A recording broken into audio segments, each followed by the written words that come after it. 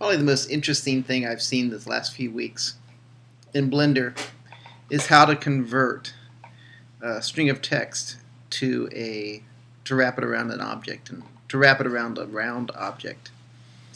And there was quite a bit of talk on the blog about it and whether or not you had to use Alt-C and the right sequence, and it took me a few reiterations of the process to become confident in the doing of it. So I thought about it and finally got to where I was comfortable, and there's a few tricks in it that I'd like to point out. So this is me learning also Blender and using this to get to where I'm really pretty good at it. So the first thing I do is I create this curve, a circle, and I set the radius of this circle to be what I want it to be, which happens to be, what I really want is 3.75 inches. So I have to divide 3.75 in half to be 1.85 inches. 1.85 inches. Because I want my circle to be 3.75 in the end. So I set the radius to half the diameter. And then create some text for that circle. Put it in edit mode and create some text. Happy birthday.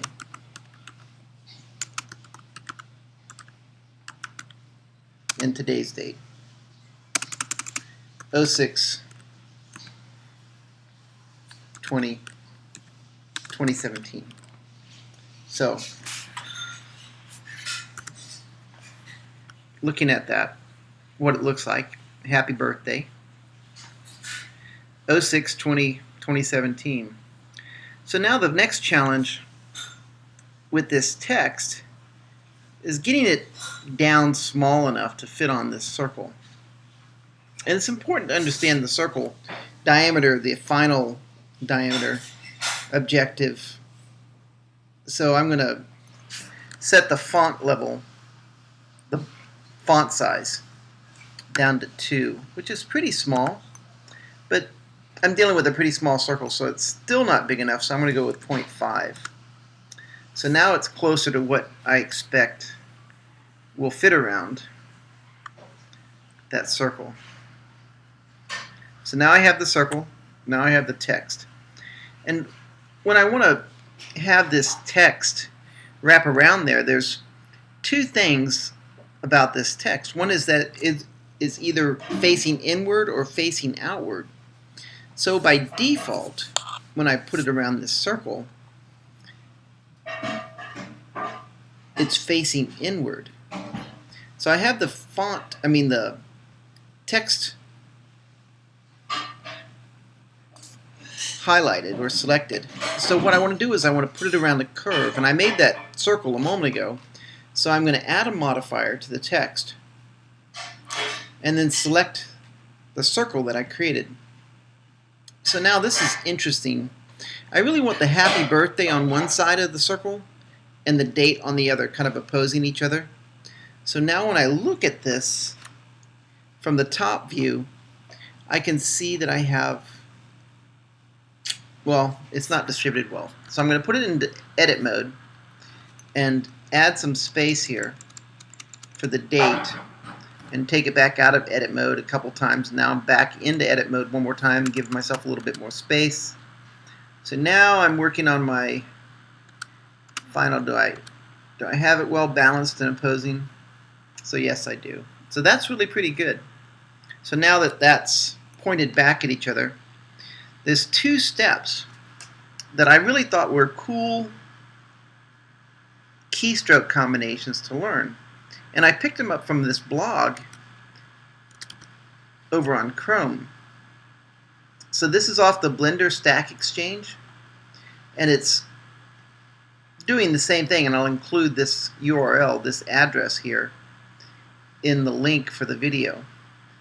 So this is the source of the information, and this is where I started from.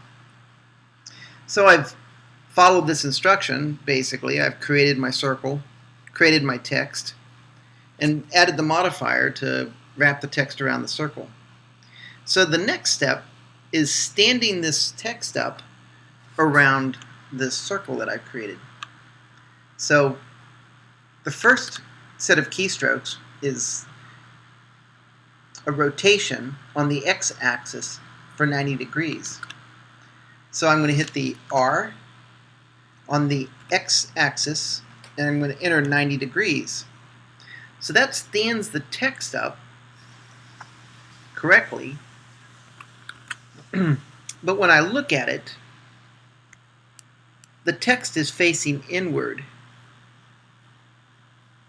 instead of outward. So I'm going to do one more set of keystrokes, which is seen here, scaling by 1 again on the x. So scale on the x by -1 will turn the text around for me. So scale on the x by -1 rotated that text now for me so that I have the text facing outward, reading outward instead of inward. Happy birthday, B-I-R-T-H-D-A-Y.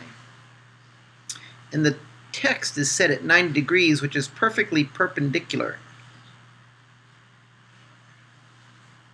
So I'm going to, before I make this, apply this text modifier, I'm going to also extrude the text by about 0.2 of an inch. So I'm going to put in at 0.2 there, and you can see that this text is now extruded. A couple of more things that I've found to be important is the selection of fonts, which font you're going to use. So by default, go to Library. I'm on a Mac. Select Fonts, and I have all of these fonts if I want to use something other than the default font. The only issue with choosing these fonts like this is they might not all work in 3D well. So I found some that created some funky problems and said, well, that doesn't work. And the only reason I could figure that it didn't work was because the font itself was not converting to a 3D form well. So I'm going to stick with the font that I have by default for the demonstration, just to keep it simple. The other idea is that you could create a font completely from scratch and shape it by hand and create a whole alphabet that way, and upper and lower case. Well, that's more work than this demos than I'm willing to do. Another thing was left, right, center, top, and bottom. The text could be left and right, centered, justified, flush, top base or bottom base. You can see the text switch from the bottom to the top, so the text is within the middle or top, or even centered on that circle. So the top base is interesting in that the circle is right there in the middle of the text. So it's right underneath the body of the text. So it's cutting that line. So now that I have the text wrapped and positioned and extruded, I'm going to accept this text, and I found that I had to have Alt-C. I had to press Alt-C and convert from curve mesh surface text. So now this is ready to be inserted into a circular form, into another object. So I'm going to go ahead and create another object. I'm going to use a cylinder. I'm going to use an even 2048 so I have a nice roundness to the form. My radius, my previous radius was 1.85, and because this text is set on the line, the 1.85 will create a cylinder that splits that text right down the middle, so it'll be embedded, and you can see the effect of that. Now the height of this cylinder, I want 1/2 inch, so I'm going to specify 1/2 inch. So I can adjust that positionally speaking, so that cylinder represents 1/2 inch and everything is well centered in it. I'm going to switch between perspective and orthogonal just to see what the effect is. See why I have something hanging down on the other side. So the happy birthday is hanging down on the other side. So I'm going to make this a little bit bigger and scale it down later to 1/2 inch. So I want the text to be centered in the form. And so I'm not going to change the text size at the moment. I'm just going to change the circle. And so that sets that up in the middle like that. So it's all set. So now that I have the cylinder set up, I'm going to add a modifier to the cylinder, a Boolean modifier. I am going to choose a difference. I am going to choose the text, which is text, and apply. So now, when I pull the cylinder out, the text is in place, embedded into the cylinder. The plinth, if you wish.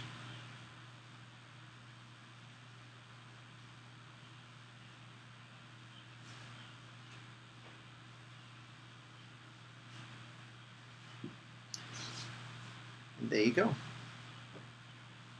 So now if you want to save that, Control C, and you'll see that that object that was saved was copied to the clipboard. And you can take it and open another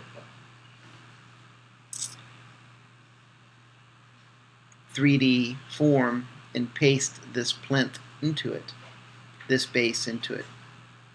So if anybody has any better ideas on how to do this, that would be cool. I really liked the process.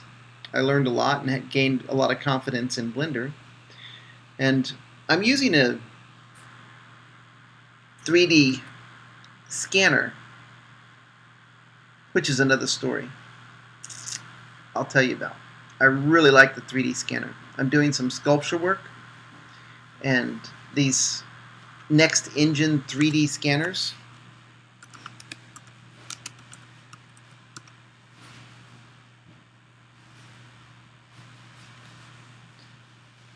are really, really special.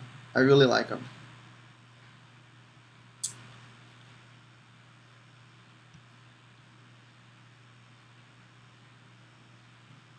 And I've come up with a few extra special challenges with using them that I'll discuss in the next video and demonstrate. Well, thank you so much.